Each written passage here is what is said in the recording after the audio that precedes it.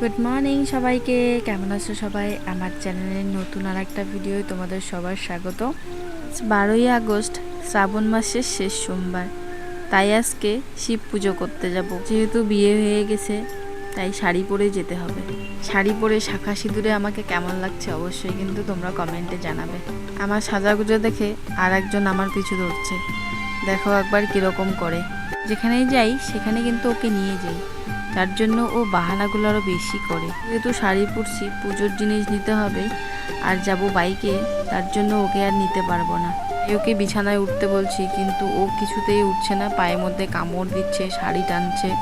দেখো কি অবস্থা, বারবার করে শাড়িটা টানছে। হাজারো ইচ্ছে করলে ওকে নিয়ে যাওয়া যাবে না, কারণ ওকে মন্দিরে ঢুকতে দিবে না, তখন আমাদেরও মনটা খারাপ হয়ে যাবে।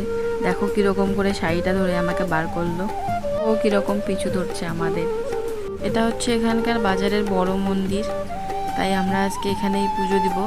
মায়ের মন্দিরে আর গেলাম না, মায়ের মন্দিরে প্রচণ্ড ভিড় হয়, অনেকটা লাইন হয়, পুজো দিতে দিতে প্রায় 2-3 ঘন্টা ওয়েট করতে হয়, যার জন্য আর ওখানে গেলাম না। এই মন্দিরেই চলে আসলাম পুজো দিতে। এখানে কিন্তু সবাই সকাল সকাল নদীতে যায়, নদীতে স্নান করে সেখান থেকে জল এনে তারপর ঠাকুরকে পুজো দেয়। তো এখানে অনেকেই সেরকম করে, আবার অনেকে বাড়ি থেকে স্নান করে যায়। তো আজকে আমার কোনো সাথী নেই জন্য আমি নদীতে যাইনি।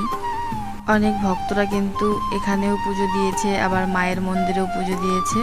দেখো স্নান করে ভিজে গায়ে আসার জন্য এই জায়গাটা দেখো কাদা কাদা হয়ে গেছে।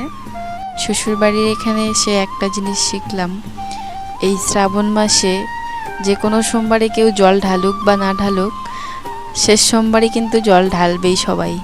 আমার পুজো দেওয়া হয়ে গেছে, এখন বর দিচ্ছে। আমরা যখন মন্দিরে আসছিলাম তখন দেখি পুরোহিত নেই, চলে গেছে, তাই আমাদের নিজেদের ভালো করে সাজিয়ে গুছিয়ে পুজো দিতে হলো।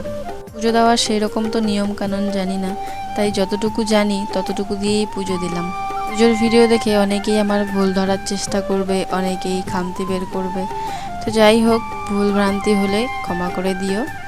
আর দেখো এদিকে বাড়ি আসার পর একজন তো খুব খুশি, আজকে কিন্তু সারাদিন লোকজন এইভাবে মন্দিরে গিয়ে জল ঢেলে আসবে। কে আজকে মন্দিরে জল ঢাললে আজকে কিন্তু আমাকে কমেন্টে জানাবে। চলুন আজকের এই ভিডিওটা এই পর্যন্ত, বেশি দূর বাড়াবো না।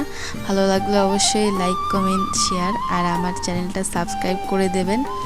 আর তোমরা কোথা থেকে আমার ভিডিওটা দেখছো সেটাও কমেন্টে জানিও। ভালো থেকো, সুস্থ থেকো, ধন্যবাদ।